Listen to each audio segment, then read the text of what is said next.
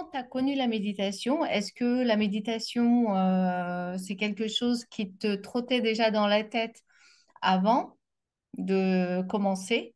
Depuis quand?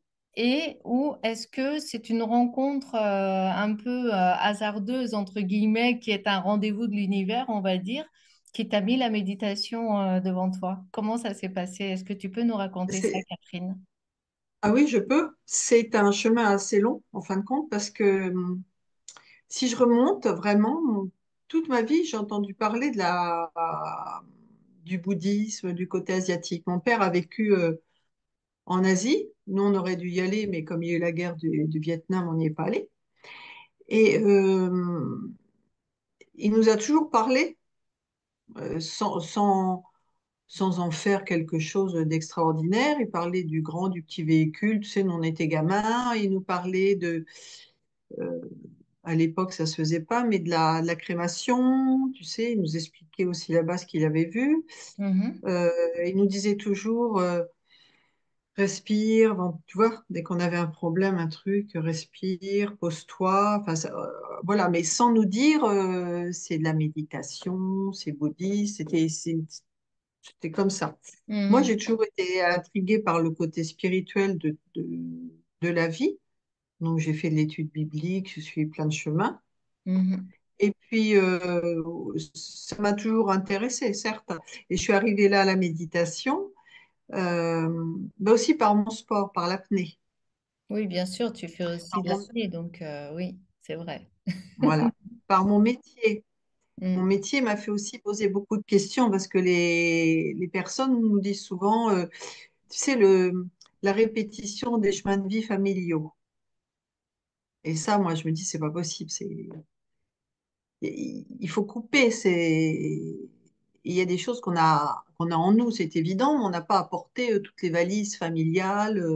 Mhm. Voilà, c'est pas parce que ta mère ou ton père s'est coupé une jambe à 40 ans que toi, ta jambe va être coupée à 40 ans. Mais Bien il y a des sûr. répétitions comme ça et on retrouve ça et c'est bien ancré. Donc petit à petit, tu vois, j'ai fait quand ma fille est née, une analyse, enfin plein de choses pour comprendre petit à petit. Puis après, j'ai rencontré Christophe, mais c'est tout un chemin qui te mène quelque part. Parfois, le Oui, chemin est long, parfois, le chemin est plus compliqué. Moi, c'était assez long, et puis la vie fait que parfois, ça s'arrête, tu fais autre chose, tu penses à autre chose. Et ça m'a amené comme ça à Christophe d'accord. Mm. pour arrêter de fumer. Puis après, j'ai suivi ses premiers blogs Oui, avec ses pour petits sujets. arrêter de fumer, en fait, tu avais fait appel à Christophe pour son côté médecine traditionnelle chinoise, qui est son métier de base, enfin de base. Ça fait partie de ses compétences Oui, énormes, on va dire. Et c'est ainsi que tu as rencontré, d'accord, ok. Mhm. pour l'acupuncture. Parce que Oui, j'avais déjà essayé de fumer, je ne supportais plus, si tu veux. Donc, je me suis dit, bah, faut que ça s'arrête. bien Et sûr. puis, j'avais, voilà. Donc, Mhm. ça. Et puis après, j'ai suivi le blog. Et puis après, il a lancé Tangram. Et je suis arrivée comme ça, à m'inscrire à Tangram. Au début, je me suis dit, oh, j'ai juste pour voir, tu sais, les premiers modules. Je me Oui. suis dit, je ne vais pas être pour coach. Mhm. Et puis après, ça m'a pris et c'était intéressant. Et au début, c'est plutôt, moi, tu sais, le côté intellectuel, cérébral qui m'intéressait. Mais oui, quand on aime bien comprendre les pourquoi, tout ça, on va d'abord avec ça. C'est ça. On est bien d'accord. Hein? Je pense qu'il y a Mhm. beaucoup de ça. Hein, n'est-ce pas? C'est intriguant. Hein? Ça me Toi parle, aussi, ça me aussi, hein? parle. Ouais, Ça ouais, me toi aussi, parle. hein? Ben oui, le cerveau, c'est une grosse machine et voilà. Et puis après, avec mon métier, comme ça fait plus de 20 ans que je fais de l'éducation thérapeutique et il y a des choses moi j'étais aussi à un moment, je voulais faire un petit module sur la douleur, mais je Mhm. savais pas comment prendre ça. Je suis pas psychologue, je suis pas spécialisée de la douleur, c'est compliqué. Donc, ça m'intéressait aussi de donner un outil aux patients, Mhm. de voir ça un petit peu comme un outil. Parce Donc, qu'en puis fait, après, ton métier, tu es podologue. oui, C'est bien ça. Est-ce que tu peux nous en c'est ça. parler? Comment tu intègres la méditation aujourd'hui? Parce que ça fait quelques années que tu es certifié coach de méditation, si j'ai bonne mémoire. Et Oui. comment tu intègres ça dans ton métier? Si tu peux nous parler de ton métier et comment tu intègres la méditation dans ton métier, justement. Ah oui, c'est vrai que parfois c'est un peu la podologue qui fait des ateliers de méditation.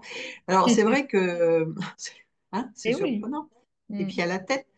Mais bah, c'est parce que moi je trouvais que les chemins de vie des gens qui me paraissent parfois tortueux et les gens qui ne s'en sortent pas. Ils essayent plein de choses, hein. Et j'ai rencontré dans mon chemin aussi des patients qui faisaient de la méditation, qui faisaient plein de choses, qui travaillaient sur les énergies aussi. Mm. Et donc petit à petit, bah, pour aider, mon métier, si tu veux, c'est bon, bah, les soins, une grande partie des soins.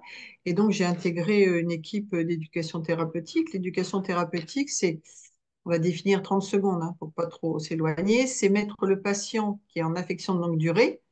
Donc là, entre autres, il y a le diabète, mais il y a les affections, il y a l'asthme, il y a Mhm. les atteintes neurologiques, sclérose en plaques, l'insuffisance cardiaque, toutes ces choses-là.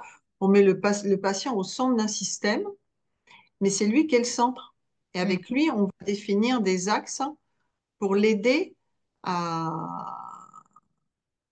être plus en possession de son soin à lui, que ce soit lui qui arrive à se soigner. Nous, on a des outils techniques, on a Mhm. des compétences et des expertises Oui, bien sûr. professionnels, lui, on détient un savoir qui n'est pas le leur. Eux, ils ont un savoir de patient et c'est vachement enrichissant parce qu'on apprend autant que nous apprennent.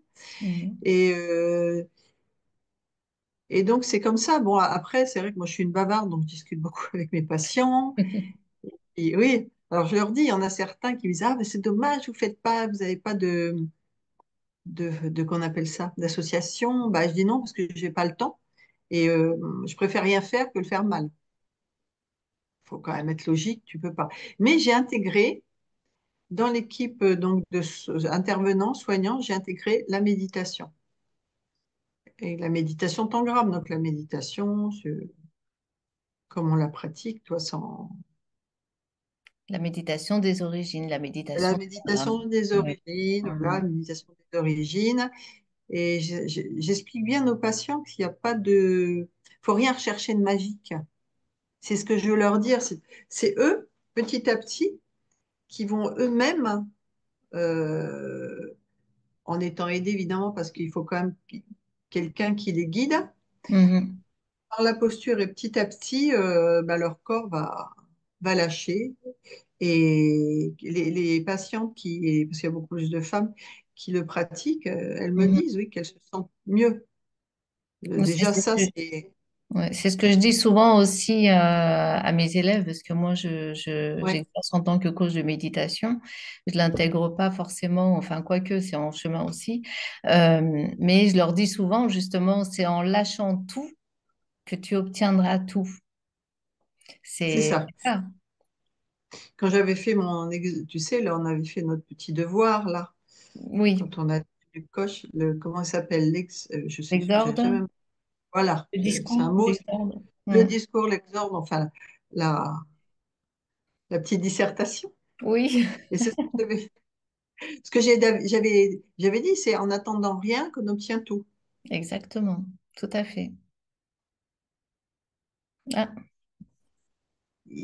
À trop tirer, voilà. Hmm. Alors après, évidemment, quand on médite depuis très longtemps, quand on va ensemble dans les énergies, mais ça, c'est pas, moi, je me lance pas là-dedans. C'est vraiment, j'ai pas le temps de le faire. Et les personnes qui veulent aller un petit peu plus loin, ben, je leur propose des pistes comme avec vous, quoi, avec tous les coachs qui sont sur la région. Hmm. Moi, je leur avais parlé de Nadine à Vierzon, enfin, tu vois, Oui, à parce que toi, Gronde. tu te trouves où et précisément? Tu es Ben, moi, sur mon quelle cabinet, région? il est à Bourges. Moi, D'accord. enfin, j'habite dans un petit village Mhm. à côté de Bourges, mais mon cabinet est à Bourges. Donc, Mhm. faut que je vois ça. Oui, je suis à Bourges. D'accord. Donc, c'est Donc, vrai qu'autour de Bourges, il y a pas mal de coachs de méditation Tangram. Exactement. voilà. C'est vrai. Parce Hein, que c'est donc, là qu'il a rayonné en premier, ah ben Christophe, oui, on est l'Académie arrivé, Tangram. voilà. Oui. Et oui, on faisait les coachings on était chez lui. Mhm. C'est vrai que après, bon, c'est vrai qu'il y a des coachs de tous les horizons, de tout. dans tout le monde en fin de compte, Ah dans le ben monde là, entier. maintenant, oui, c'est devenu international, hein. On a des coachs un peu partout dans le monde de l'Académie Tangram. Ouais. Et Mm. donc c'est bien. Oh Mais oui. c'est vrai. Donc au début, oui, on avait la chance de se réunir régulièrement. Mhm. Après, il y a eu la Covid, enfin, tu vois, ça a été compliqué. Bien sûr. Mais voilà. Donc oui, moi, c'est donc tu me demandais, ben, j'ai commencé en 2019 et donc j'ai été certifiée. Ben, c'est 2000, alors il y a eu 2020, c'était la Covid. C'est 2021, non, peut-être, je sais plus. Je Non, sais c'était même plus. 2019-2020, la Covid. Fin Ben, 2019, je crois. oui, ça a commencé en mars, on a fermé Mm. les cabinets en mars. Oui, c'est en... ouais. Mais moi j'ai été coach, je sais plus si c'est, je m'en souviens plus si c'est fin 2020 ou au milieu 2021, je sais plus. Mm. Ça n'a aucune importance. Non. Et puis j'avais essayé une petite association avec des amis, tu vois, des copains, et puis ça me prenait, c'était trop énergivore, enfin c'était trop chronophage pour moi. Je faisais Mhm. ça le dimanche matin et tout, mais Après, dans bon, ton quotidien, qu'est-ce que ça t'amène en fait dans ton quotidien? Parce que c'est vrai que toi, en fait, tu utilises les méthodes, enfin certains trucs et astuces, on va dire, de la méditation pour tes patients, pour ta patientèle que tu as en tant que podologue. Mais toi, dans ton propre quotidien, à toi, bien à toi en fait, dans ta vie personnelle, quelle est la place de la méditation aujourd'hui? Et qu'est-ce que ça bon, t'apporte comme bienfait? Parce qu'on connaît tous et toutes, et nous encore plus, les bienfaits de la méditation. Et toi, en fait, quels ont été les bienfaits que tu as vraiment ressentis au départ et aujourd'hui encore? bah, peut-être l'ouverture, hein. Hmm, L'ouverture au monde, aux autres, oui, l'ouverture hmm, de, ouais, l'ouverture, la plénitude et le fait au quotidien, on peut, comment je pourrais dire, parfois quand je suis dans mon cabinet, je prends 5 minutes parfois soit je suis assis, soit c'est debout, tu vois, hmm. pour méditer. Tout à fait. Enfin, Tu as besoin c'est de juste, cette pause, parfois, oui, oui, oui. de faire Et le si je, reset. ouais. Et parfois, je me laisse envahir, même sur une semaine et tout, par le rythme effréné et je fais pas. Et c'est Mm. vrai que enfin, on ressent la différence quand on est habitué entre quand on médite et quand on médite plus. Une Mhm. espèce d'ouverture, de fluidité. C'est ce que Euh, tu remarques comme différence? ouais. Pour Mm. moi, oui, oui. Mm. Ouais, c'est ça, l'ouverture, la fluidité. Puis il y a certainement des choses qui se mettent en route, mais peut-être que j'y prête pas attention non plus, hein. Je suis pas focus tout le temps, hein. Quand je travaille, c'est ça qui est compliqué. Mm. Mais par exemple, pour l'apnée, j'avais fait aussi une technique j'ai appris l'auto-hypnose. Oui, parce que ça te profite au niveau de l'apnée, oui, la méditation aussi, oui. Ben oui, oui, oui, pour avant. Oui, Mhm. oui. Tout ce qui est, comme la méditation, c'est l'ouverture. C'est le fait d'être là, tu as tes pensées qui passent, mais tu es focus sur rien. Mhm. Tu es ouvert, tu ventiles, tu es ouvert à tout, t'attends rien, et voilà, tout se passe. Ça, c'est intéressant, mais quand tu es dans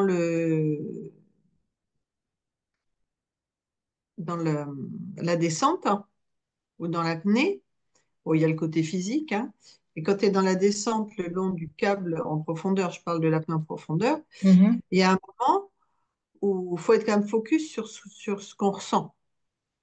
Il faut quand même arriver à bien se connaître. Mais il y a aussi que travailler en méditation, on va dire que travailler, entre guillemets, c'est aussi travailler sur ses peurs. Mhm. Parce que quand tu descends, que tu ventiles plus, Oui. tu as ton cerveau limbique qui se met en route et te ramène à des peurs tout à fait incontrôlables. Moi, j'ai vu des choses, j'étais bien et d'un seul coup, tu t'es plus bien parce que ton cerveau, il se met à en vrille.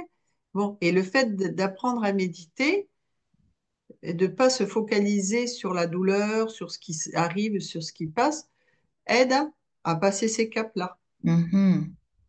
tout en étant quand même en étant dans se dire, c'est si tu veux, cet état, c'est l'état méditatif, donc d'être là, d'être ouvert à tout, et en même temps l'état de, c'est quand il nous fait travailler la visualisation, voilà. Donc c'est un peu les deux. Et c'est vrai que donc la méditation, c'est plus un travail en amont. Et après, la visualisation, c'est aussi. Et après, c'est un travail sur le moment. Mhm.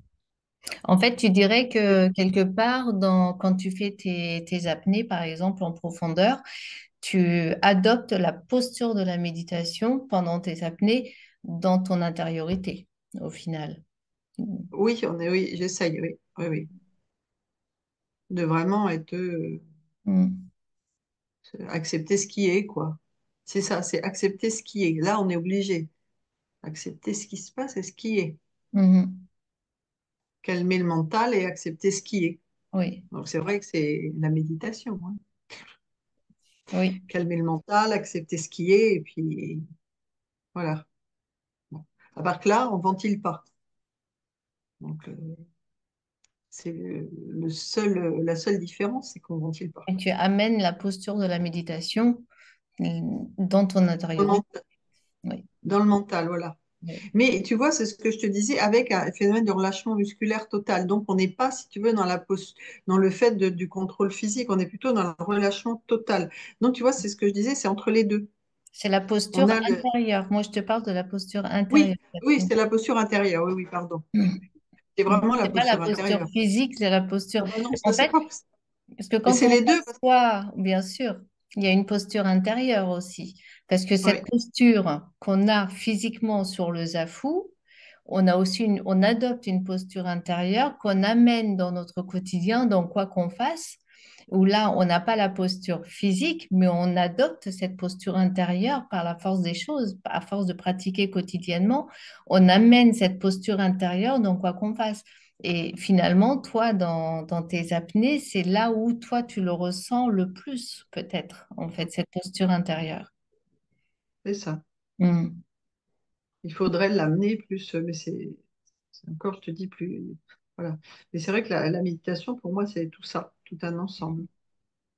Et évidemment, il y a des moments où si je vois, si je le fais moi, il y a eu des périodes où on se lâche un peu, mais c'est normal, on est humain, hein, on Eh n'est pas oui, linéaire. eh oui, Donc, on n'est pas décérébré. non. On a un Mais ego qui est là, on en a besoin de notre ego, parce qu'on ne serait pas ce qu'on est si on ne l'avait pas. Mais parfois, il exactement. faut un petit peu, quand on médite, et tout le faire taire, parce qu'il est un peu envahissant parfois. Mhm. C'est ça. Moi, il m'est arrivé de m'obliger à ne pas méditer pour être sûre que je méditais juste parce que j'avais envie de méditer et non parce qu'en fait, il y avait un moment où je sentais que j'avais un sentiment de culpabilité quand j'avais pas médité dans la journée, par exemple le matin. J'éprouvais un sentiment de culpabilité et je m'étais dit non, ça c'est pas bon ça.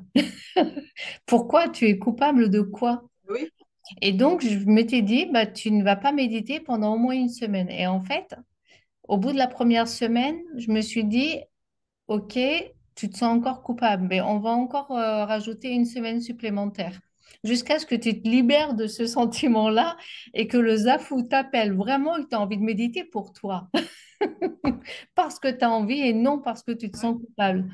Et au bout de 15 jours seulement, en fait, je suis allée méditer parce que j'avais vraiment envie que ça m'appelait et j'avais plus ce sentiment de culpabilité.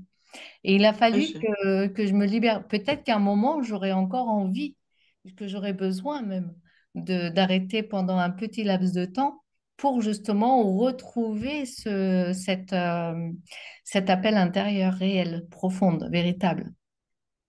non, mais j'entends bien ce que tu dis parce que ça m'est arrivé. Je pense que ça nous est tous arrivé. Ah, Oui. j'ai pas médité. Ah, qu'est-ce qui se passe? Ah, non. On va être puni. Ouh là là. Oui, oui, c'est ça, c'est incroyable, hein. Comme l'éducation, notre éducation, en fait, nous poursuit et que ben, c'est notre ego, en fait, c'est notre histoire. C'est Parce que notre... tu me disais, tu as eu aussi une éducation un petit peu, que tu as étudiée un peu différente. Enfin, tu as ces, ces traces dans ton éducation, on va dire. Ou moi aussi, quand tu me disais au départ, je me suis un petit peu identifiée à ça aussi. Et quand tu dis, oh, je vais être punie, quand j'ai pas médité, je vais être punie, mais c'est exactement ça, c'est totalement ça. Et ça, c'est notre ego Voilà. qui parle quelque part, en fait. Ben oui, parce que tu fais pas ce qu'on te dit, bah t'es pas gentil. Tu vas voir. Ça va se passer. Non, mais c'est ça. Et en fin de compte, bah non. C'est... Et puis moi, c'est ce que je me dis, de, on a le droit de pas être parfait. Et la Exactement. méditation, c'est ça aussi.